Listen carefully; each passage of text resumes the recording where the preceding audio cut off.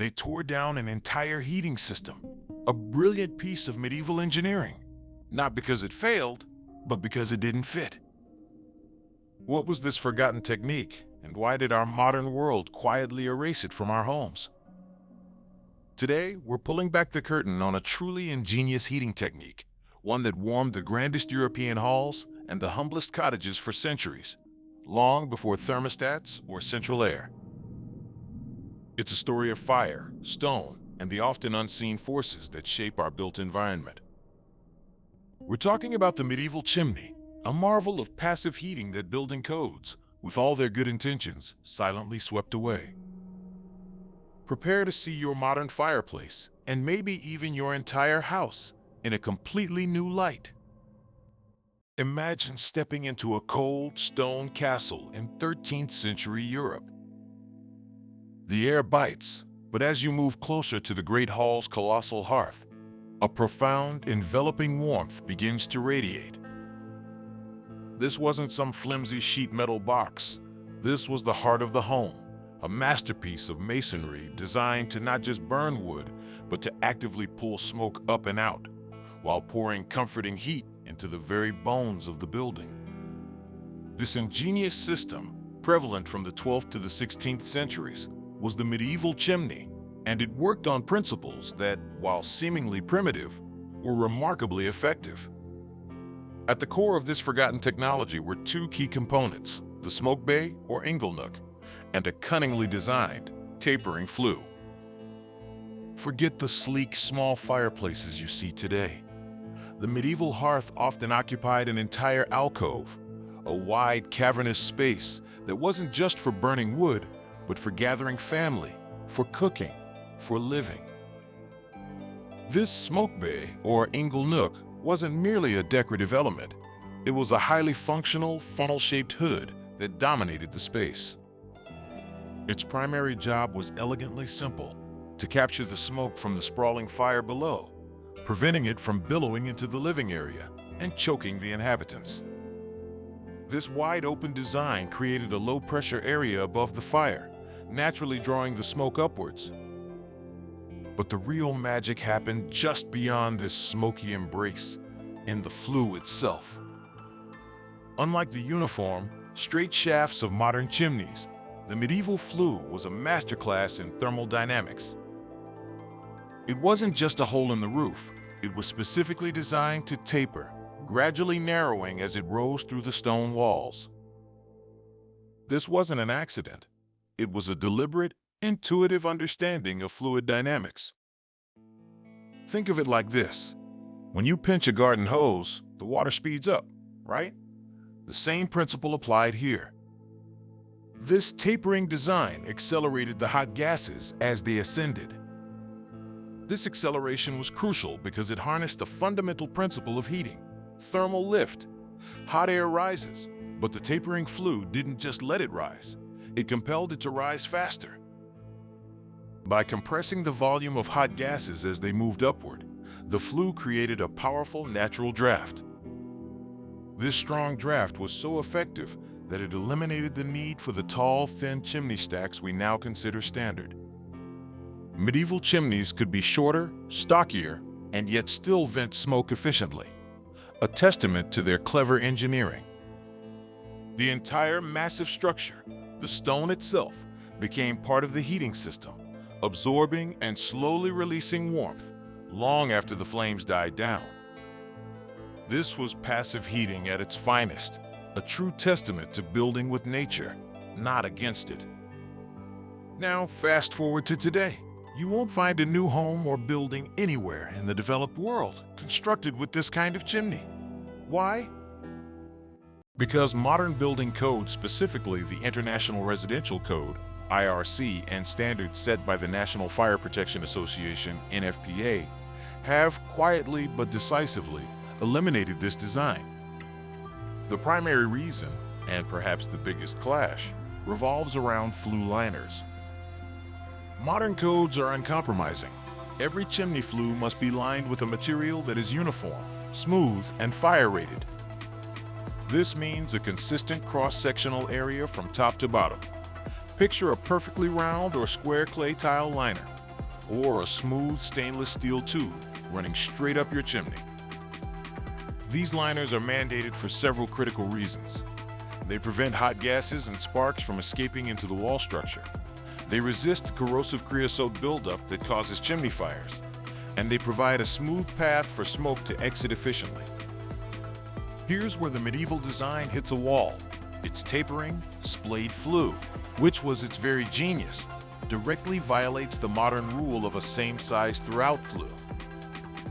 The uneven surfaces, the gradual narrowing of the stone, the sheer lack of a distinct uniform liner, all of it is an absolute no-go by today's standards. A medieval builder would have simply used skillfully cut stone or brick, parged, smoothed, with a clay or lime mortar, relying on the sheer mass and thickness of the walls to contain the heat. But for modern codes, that's just not good enough. There's a secondary, equally important reason for the medieval chimney's quiet demise: clearance requirements for combustibles. Modern building codes are obsessed with preventing fires from spreading from the chimney into the structural elements of a house. This means strict minimum distances, typically a 2-inch air gap, between the outside of the chimney flue and any combustible material like wood framing. This air gap acts as an insulator, preventing heat transfer and ignition. The medieval chimney, deeply embedded within massive stone or brick walls, offered no such air gap. It relied instead on the incredible thermal mass of those thick walls. The heat would radiate slowly and safely through solid stone, which is non-combustible. For centuries, this worked. The thermal mass absorbed the heat, preventing the outer surfaces from reaching ignition temperatures for any surrounding timber. But from a modern code perspective, where standardization and quantifiable safety metrics are paramount, this massive embedment is a huge red flag. It lacks the easily inspectable, easily verifiable clearance to combustibles that modern regulations demand. You can't just eyeball how hot a 2-foot-thick stone wall gets on the inside. And finally, a tertiary reason for the code's crackdown involves the smoke chambers. The medieval chimney often featured a large, open smoke chamber, sometimes called a smoke shelf, directly above the firebox. This vast space allowed smoke to expand, cool, and eddy before entering the main flue. It acted as a kind of reservoir, catching falling soot and creosote, and promoting a steadier draft. It was part of the system's ability to handle large, slow-burning fires. Modern smoke chamber regulations, however, are incredibly strict. They demand specific dimensions, smooth, parged surfaces, and a much tighter, more controlled geometry. Why?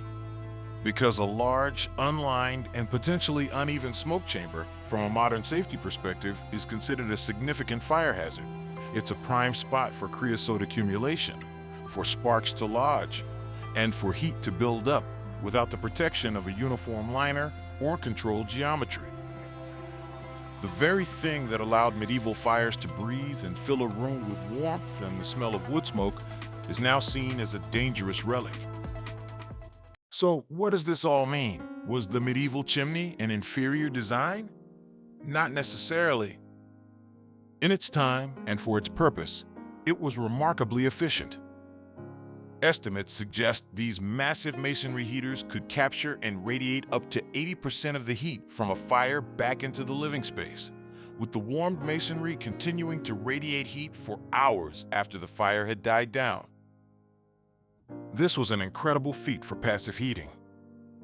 However, its efficiency came with prerequisites. It required slow-burning, dense wood, expertly managed fires, and constant attention. It was a skill-intensive system, relying on the builder's deep, intuitive understanding of materials and fire, and the user's attentive maintenance. It was a system built for a time when energy was wood and skilled labor was common. Modern codes, in contrast, prioritize safety above almost everything else, often at the expense of certain types of thermal efficiency or traditional building techniques. Their goals are clear: prevent creosote buildup, eliminate stray sparks, and ultimately stop structural fires. They aim for predictability, replicability, and lower maintenance from the homeowner. A modern flue liner, smooth and standardized, is far easier to inspect and clean than a rough tapered stone flue. The strict clearances remove ambiguity and reliance on massive thermal mass that might vary by construction. Therefore, the medieval chimney design wasn't eliminated because it was inherently bad or didn't work. It was eliminated because it was fundamentally incompatible with the demands of modern building codes and the priorities they represent. It clashed with the need for standardized, low-labor construction methods. It was a trade-off, really. We exchanged the deep, radiant, often central warmth of a massive, skill-intensive masonry heater for the safety, predictability, and lower maintenance of a more standardized, regulated, and often more active heating system. It's a shift from a world where buildings were intimately tied to their heating systems, where the very structure breathed warmth, to a world where heating is often a separate mechanical system dropped into a shell. We gained immense safety, reduced fire risks, and simplified construction. But perhaps, just perhaps, we also lost a little piece of architectural ingenuity, a testament to how our ancestors warmed their homes with nothing more than stone, fire, and a profound understanding of natural forces. If you're fascinated by the hidden stories behind our built world, then you'll want to dive into our next video right here.